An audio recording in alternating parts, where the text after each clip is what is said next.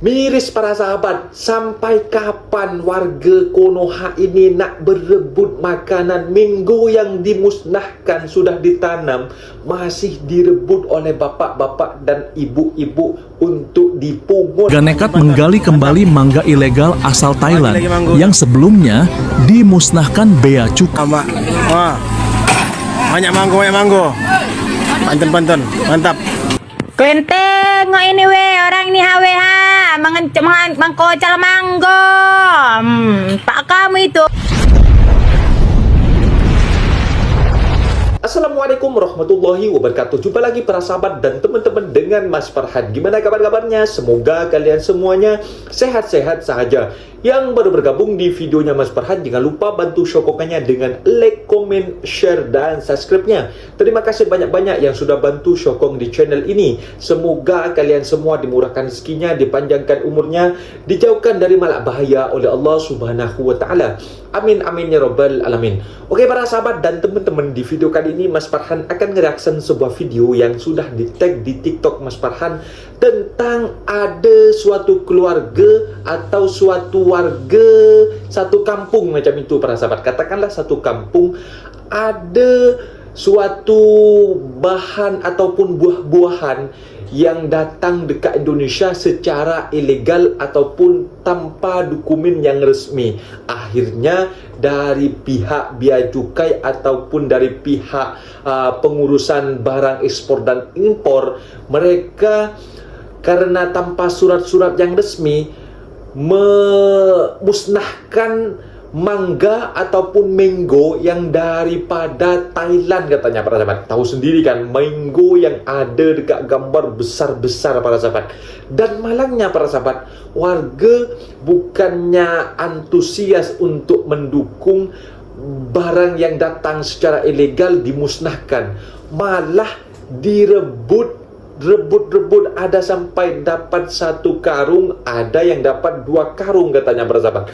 Berlumpur di situ ketika memusnahkan mango yang datangnya dari Thailand katanya para sahabat. Ini menggunakan citaci, semacam pengguruk tanah macam itu para sahabat. Dikuburlah si mango itu untuk dimusnahkan. Jikalau banyak di kolom komentar, kenapa gak dibagi-bagi sahaja macam itu? Itu mango kan sayang, mubazir. Tapi kan ini beda negara para sahabat. Kok tidak diperbolehkan masuk dan ditahan, kok malah dibagi free-free? Semacam kayak gitu kan, nanti kan ada kontroversi. Makanya dari pihak berkuasa dekat sana dimusnahkan, ditanamlah si mango itu. Tapi banyak warga dan emak-emak dan juga bapak-bapak berebut menggali si mango itu, bahkan di dalam video. Nah ini dapatnya sudah banyak sudah dapat 1 guni, ada juga yang dapat 2 guni. Kalau mau datang ke rumahnya bolehlah tapi lah bagi duit, kasihanlah mereka sudah berlumpur kayak gitu. Bahkan anak-anak kecil pun ikut mencari memulung ini para sahabat. Dan para sahabat penasaran seperti apa videonya? Kita simak sama-sama. Apa-apa benda boleh komen dekat bawah, asal jangan bergaduh. Let's go. Video mengejutkan datang dari Asahan, Sumatera Utara. Warga nekat menggali kembali mangga ilegal asal Thailand yang sebelumnya dimusnahkan bea cukai menggunakan cairan pembusuk. Buah seberat 9 ton itu ditolak karena tidak lolos karantina.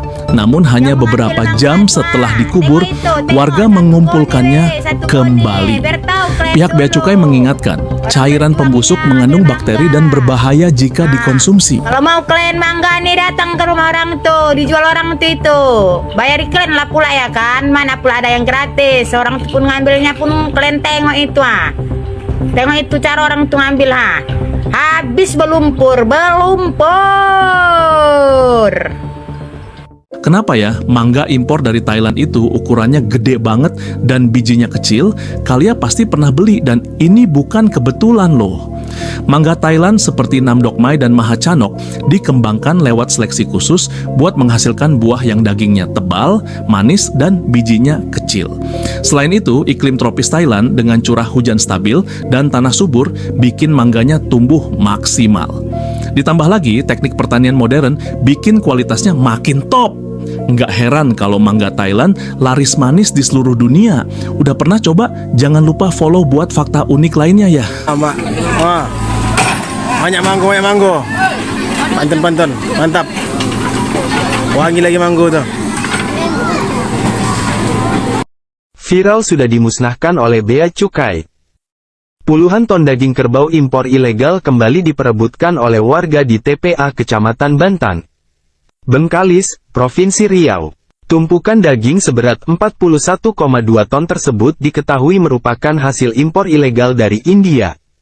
Meski sudah dibuang di TPA, dilansir melalui unggahan akun Instagram @terang_media, Selasa, tanggal 30 Mei tahun 2023. Puluhan warga rela bermandikan lumpur demi bisa membawa pulang daging tersebut. Terlihat melalui video yang beredar. Puluhan warga kembali berusaha menggali lokasi di mana puluhan ton daging kerbau itu dibuang. Beberapa di antara mereka bahkan sampai berebut demi mendapatkan daging tersebut. Pak kamu itu banyak dapat mangga, ada 2 gone. Ada 1 gone, kelenteng itu orang tuh, yang mengambil mangga tuh tengok itu, tengok 1 gone 1 gone, biar tahu kalian dulu, orang berjuang ini yang ambil mangga. Kalau mau kalian mangga nih datang ke rumah orang tuh, dijual orang tuh itu, bayar iklan lah pula ya kan, mana pula ada yang gratis, orang tuh pun ngambilnya pun kalian tengok itu tengok itu cara orang tuh ngambil habis belumpur. Wah. Banyak manggo. Pantun, mantap. Wangi lagi manggo tuh.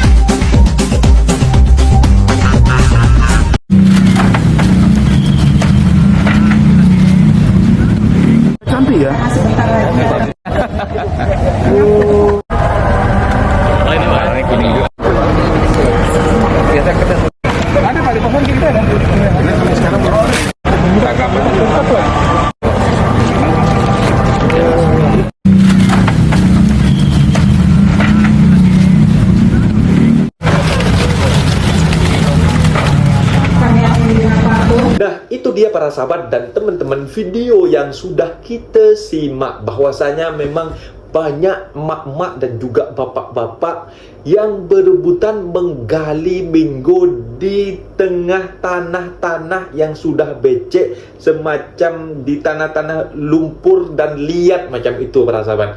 Di sini banyak kontroversi, sedangkan makanan-makanan yang ada dekat Indonesia kalau ada yang free, banyak yang berebut, banyak yang selalu kecolongan atau kecurian dengan rendang Willy Salim yang kehilangan di Jombang, tentang juga makanan sesajen tanah lah, sesajen pokoknya dengan benda-benda yang mistis dengan makanan ini para sahabat, mesti ada problem. Kenapa ya kok gak mau diubah mindsetnya, pola pikirnya tentang makanan ini, jangan sampai berebut para sahabat.